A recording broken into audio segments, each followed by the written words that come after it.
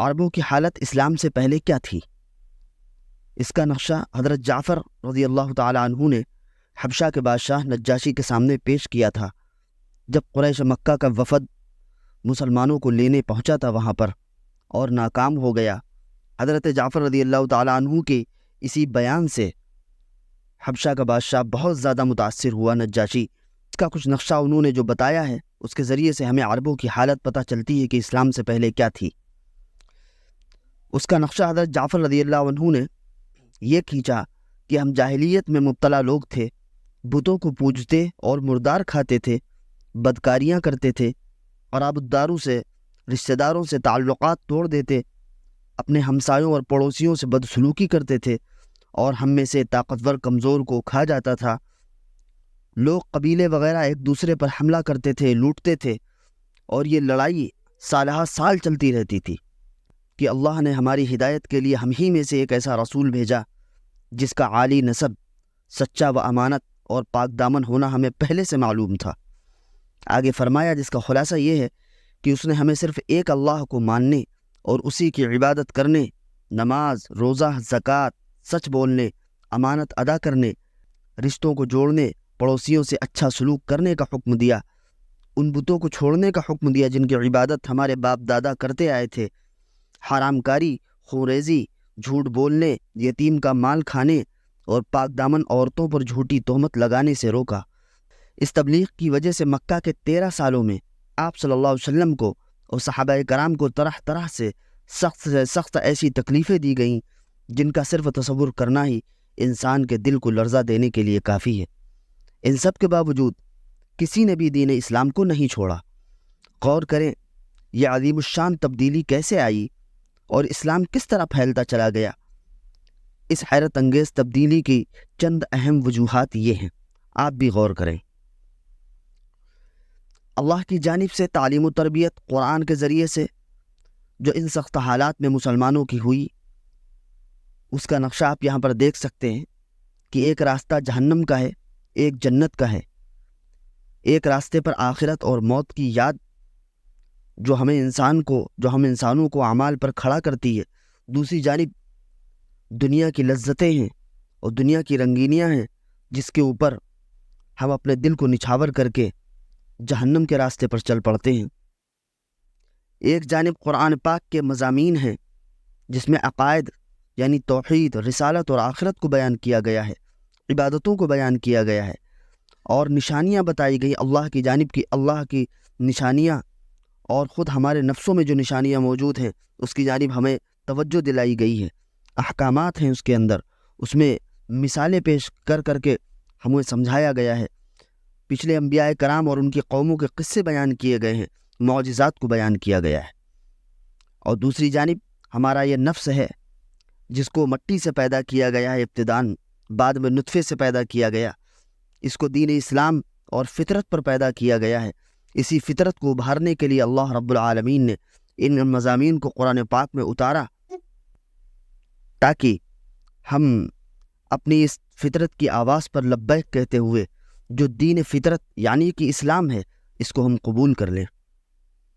دوسری جانب کافرین کا، منافقین کا، فرعون، شداد اور حامان کا راستہ ہے، اور ایک جانب انبیاء، مؤمنین اور صادقین و شہداء کا راستہ ہے جس کی ہم دعا مانگتے ہیں ہر نماز کے اندر، اہدنا الصراط المستقیم صراط الذین انعمت علیہم، اے ہمارے رب ہمیں سیدھے راستے پر چلا، ان لوگوں کا راستہ جن پر تو نے انعام فرمایا۔ اور وہ افراد کون ہیں؟ اولئک الذین انعم اللہ علیہم من النبیین والصدیقین والشہداء والصالحین، یہی وہ لوگ ہیں جن پر اللہ رب العالمین نے انعام فرمایا، اور یہ وہ لوگ ہیں جو انبیاء کرام ہیں، صدیقین ہیں، شہداء ہیں، صالحین یعنی کہ نیک لوگ۔ تو ایک ان کا راستہ ہے، ایک کافرین و منافقین، فرعون اور شداد و حامان کا راستہ ہے۔ تو اس لیے اس نقشے کو دیکھیں اور اس میں غور و فکر کریں۔ تو یہ راستہ جو جنت کا راستہ ہے، اس میں ہم آخرت اور موت کے تصور کو لا کر کے اپنے آپ کو آخرت کے لیے تیار کرتے ہیں اور آخرت کے شوق میں اضافہ کرتے ہیں، اور اللہ رب العالمین کے سامنے کھڑے ہونے سے ہم ڈرتے ہیں تاکہ ہمارا اس جنت کے راستے پر چلنا آسان ہو، کیونکہ دو ہی راستے ہیں، ایک یا تو جنت کا ہے یا جہنم کا۔ ایک راستہ یا تو رسول اللہ کا ہے اور جو ایمان میں سبقت کر گئے ان مسلمانوں کا ہے، اور اس کے بعد ان مسلمانوں کا ہے جنہوں نے ان صحابہ کرام کی تقلید کی، اس کے پیچھے چلے۔ دوسری جانب راستہ ہے ان کفار و منافقین کا جو نبی کے دور میں موجود تھے، باوجود اس کے وہ ایمان نہیں لائے۔ شیاطین کا راستہ ہے، منافقین کا راستہ ہے۔ قرآن کی چند خصوصیات۔ قرآن ابدی حقیقتوں کو بیان کرنے والا ہے، یعنی ہمیشہ کی حقیقتیں ایسی جو ہمیشہ رہنے والی ہوں، جیسے اللہ کے بارے میں، دنیا کی اور انسان کی ابتدا کے بارے میں، پیغمبروں کے بارے میں، آخرت کے بارے میں۔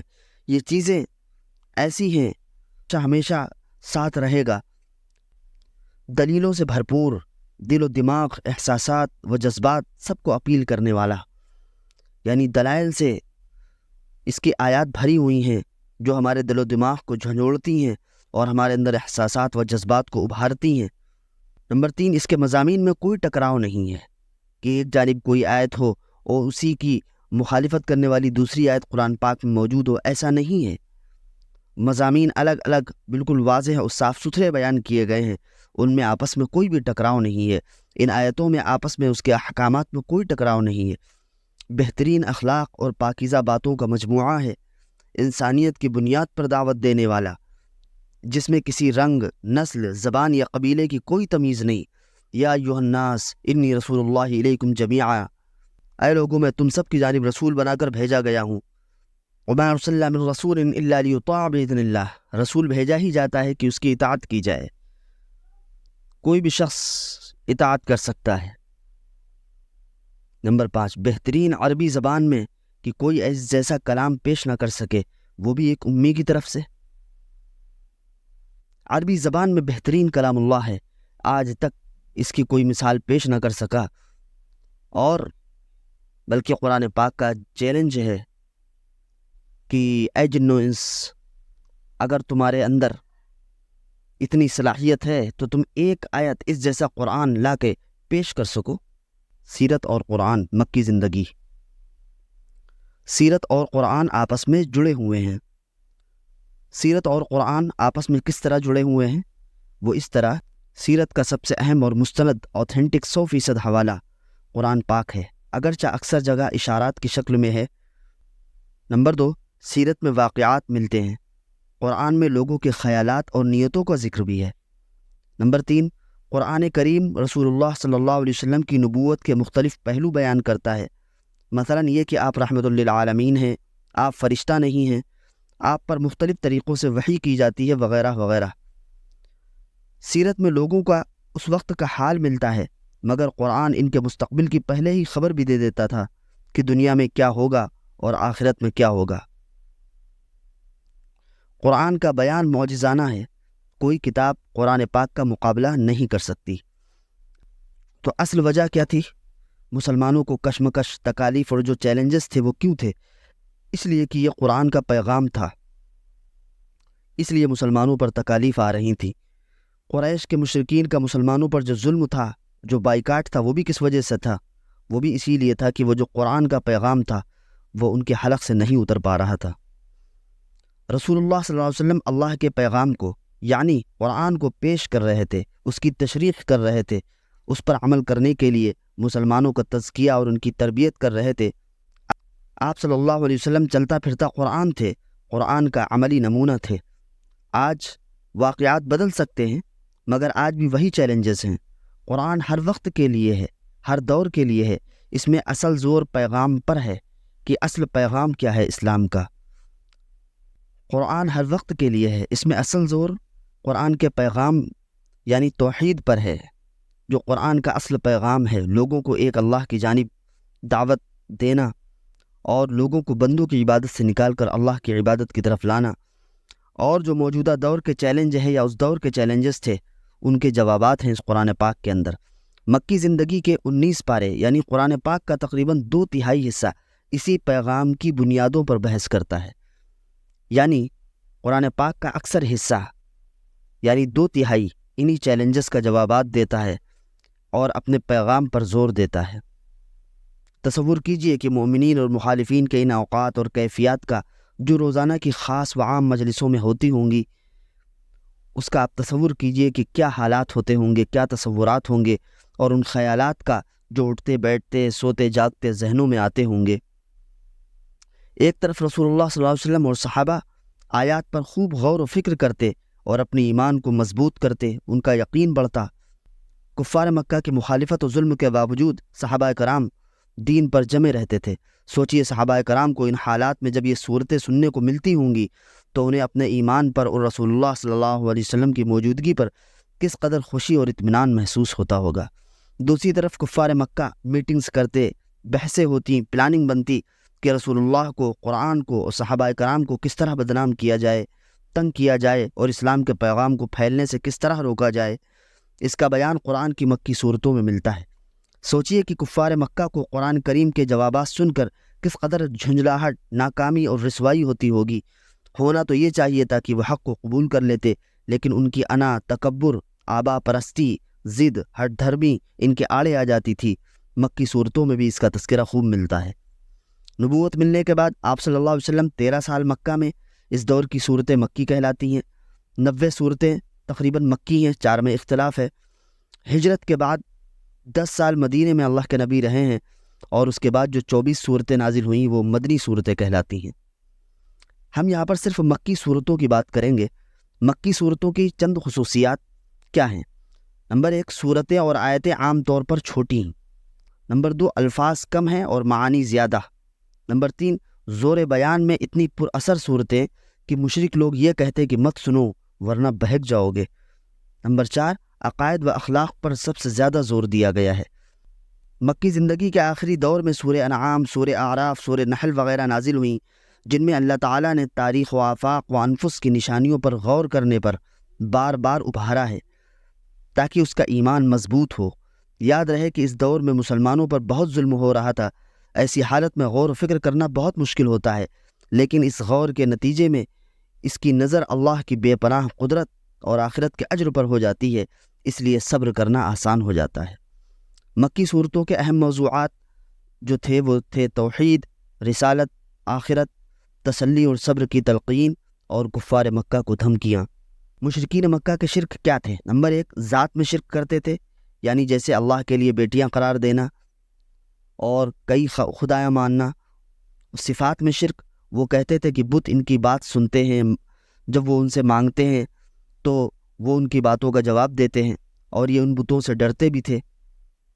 حقوق میں شرک، بتوں کے آگے جھکتے تھے، یعنی جو اللہ کے حقوق میں شرک ہے، بتوں کے آگے جھکتے، عبادت کرتے، ان سے ڈرتے۔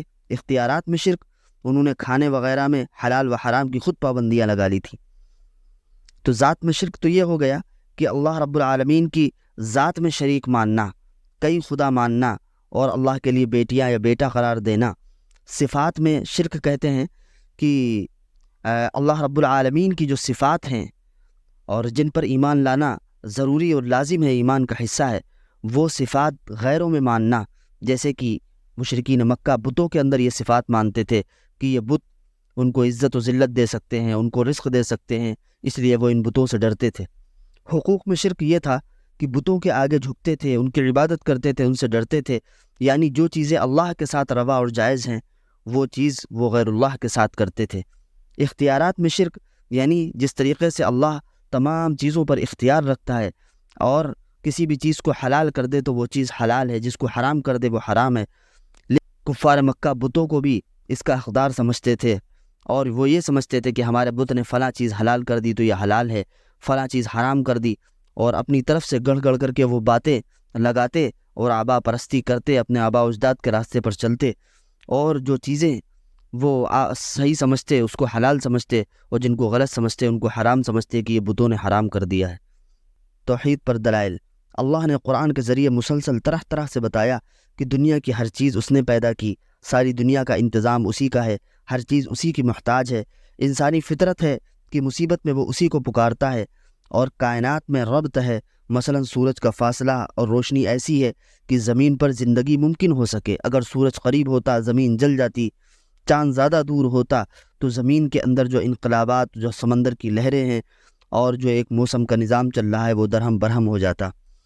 رسول اللہ صلی اللہ علیہ وسلم کی رسالت پر مشرکین کے اعتراضات، وہ آپ کو جادوگر، شاعر، کاہن، مجنون، جھوٹا کہتے نعوذ باللہ کوئی اور قرآن سکھاتا ہے اور ان کا کوئی خاص فائدہ ہے، اسی لیے قرآن پاک کو پھیلانے کی کوشش کر رہے ہیں، اور انسان رسول نہیں ہو سکتا، اور وہ یہ کہتے کہ یہ ہمارے آباء و اجداد کے مخالف ہیں۔ نمبر 5، رسالت کسی عہدے اور پیسے والوں کو کیوں نہ ملی؟ قرآن اگر ہمارے آباء و اجداد کی موافقت کرے تب ہم قرآن کو مانیں گے۔ نمبر 5، وہ یہ کہتے ہیں کہ رسالت کسی عہدے اور پیسے والے کو کیوں نہ ملی؟ ایک ایسے شخص کو جو یتیم ہے اور جو پیسے میں بھی زیادہ مالدار نہیں ہے، ایسے شخص کو رسالت کیوں دی گئی؟ اللہ کی طرف سے قرآن میں جوابات، اللہ کی طرف سے جو قرآن میں جوابات تھے وہ یہ کہ آپ سچے رسول ہیں، نبوت سے پہلے کی پاک صاف زندگی اس کا ثبوت ہے۔ تم سب مل کر کے بھی قرآن کی ایک صورت لے آؤ، اگر تم یہ کہتے ہو کہ قرآن کسی کی جانب سے ہے تو تم قرآن پاک کی ایک ہی صورت لے کے آ جاؤ۔ نمبر 3، رسول کوئی بدلہ نہیں مانگتے، آپ سے کوئی معاوضہ نہیں مانگتے، اور آپ کو فی سبیل اللہ کی دعوت دیتے ہیں۔ نمبر 4، آباء و اجداد کی اندھی پیروی مت کرو، عقل کا استعمال کرو۔ تمہارے باپ دادا اگر کچھ غلط کام کرتے تھے تو اس کو دلیل نہیں بنایا جا سکتا۔ نمبر 5، اللہ زیادہ جانتا ہے کہ کس کو رسول بنائے، اللہ یعلم حیث یجعل رسالتہ، اللہ بہترین طور پر جانتا ہے کہ وہ اپنی رسالت کو کہاں پر رکھے، کس شخص کو رسول بنائے، یہ اللہ رب العالمین کے فیصلے ہیں۔ آخرت پر اعتراض کہ دنیا تو صرف یہی ہے، وہ یہ کہتے، اور یہ صرف کھیل تماشا ہے، مرنے کے بعد مٹی میں مل جانے پر زندگی پھر سے ممکن ہی نہیں، اور اگر ایسا ہے تو ہمارے آباء و اجداد کو زندہ کر کے بتاؤ وغیرہ۔ سیرت کی مکی زندگی کا اختتام ہو چکا ہے، اب انشاءاللہ ہجرت کے بعد کی زندگی جو مدنی زندگی ہے اس کے تمام پہلوؤں پر روشنی ڈالنے کے لیے اگلی اقساط کو ملاحظہ فرمائیں۔